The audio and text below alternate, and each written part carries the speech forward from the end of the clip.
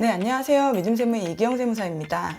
네, 오늘도 고용증대에 관한 세제 혜택에 관한 시리즈에 대해서 말씀을 드릴 거고요. 네, 그 중에 중소기업 사회보험료 세액공개에 대해 설명을 드릴 겁니다. 네, 우선 정의를 보면요. 중소기업이, 그러니까 중소기업만 된다는 얘기죠.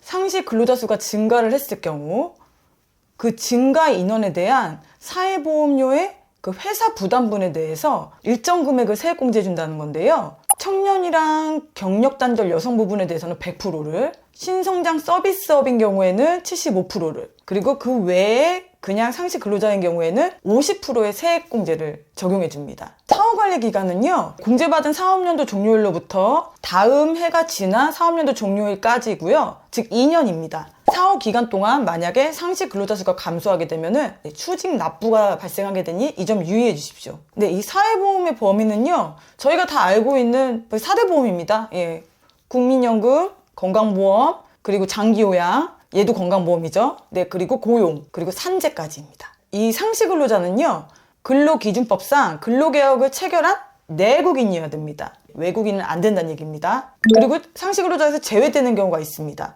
근로계약 기간이 1년 미만인 자 안 되고요. 그리고 단시간 근로자 중 1개월 동안 60시간 미만 근무하는 자 안 됩니다. 그리고 임원이나 최대주주, 그와 관련된 특수관계인도 안 되고요. 그리고 근로소득세를 원천 징수하지도 않고 4대 보험도 가입이 돼 있지 않아서 납부를 하지 않은 자도 네, 여기에 해당되지 않습니다. 이건 뭐 당연한 거죠.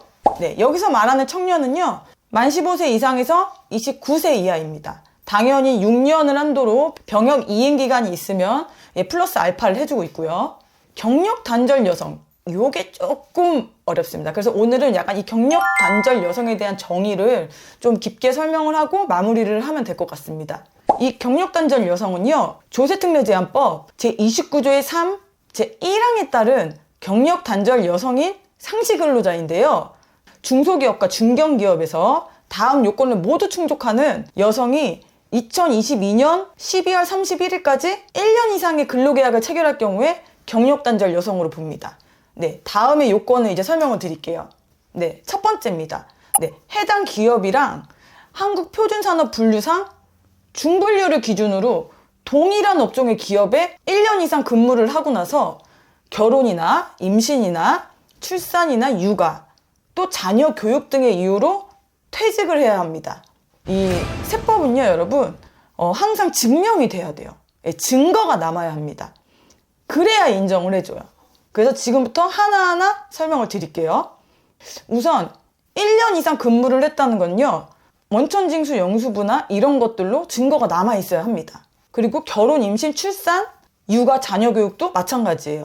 네, 결혼. 당연히 뭐 가족관계 증명원이라든가 뭐 혼인증명서 이런 것들로 대처를 해야 되겠죠?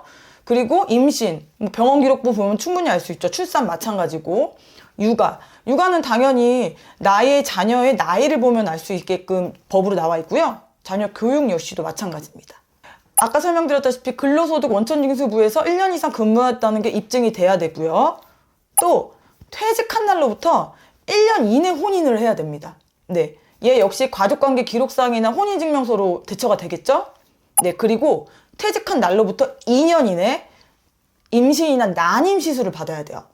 예, 이거는 병원 기록으로 충분히 대처할 수 있죠? 그리고 퇴직 당시 임신한 상태도 가능합니다. 얘도 병원 기록으로 나올 수 있습니다. 그리고 퇴직일 당시 8세 이하의 자녀가 있는 경우도 육아로 간주를 해서 퇴직 사유에 해당이 됩니다.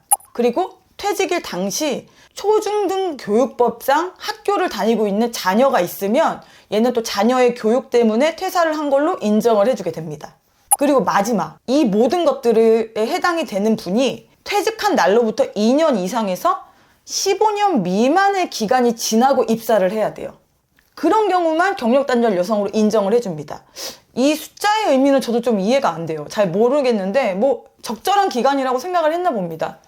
근데 사실 기간이 좀 논리상 좀 안 맞기는 해요. 제 사견이긴 한데, 왜냐하면 내가 퇴직을 하고 2년 뒤에 임신을 했어요.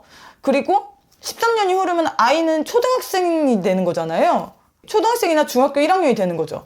그러면 아직 초중등상 학교에 재학 중인데 좀 안 맞죠. 왜냐하면은 우리가 초중등 아이가 있는 경우에는 자녀의 교육으로 봐서 강력단절의 그 사유를 인정해주기 때문에 조금은 이 기간의 조절이 좀 필요하지 않을까 싶긴 합니다. 하지만 법상으로는 네, 2년 이상 15년 미만이니까 꼭 준수하셔야 됩니다. 경력단절 여성에 대해서는 여기까지 설명을 드리겠습니다. 그리고 공제액에 대해서는요, 이 공식은 제가 생략을 할 거예요. 왜냐하면 공식을 말씀드리면 더 복잡합니다. 그냥 어떻게 생각하시면 되냐면요, 증가한 인원에 해당되는 사회보험료의 회사 부담분만큼을 그냥 세액공제 대상이라고 생각하시면 돼요. 중복적용 배제입니다. 고용창출투자세액공제랑요, 그리고 통합고용세액공제랑은 안 됩니다. 중복적용. 같이 적용할 수 없어요. 택일 하셔야 됩니다.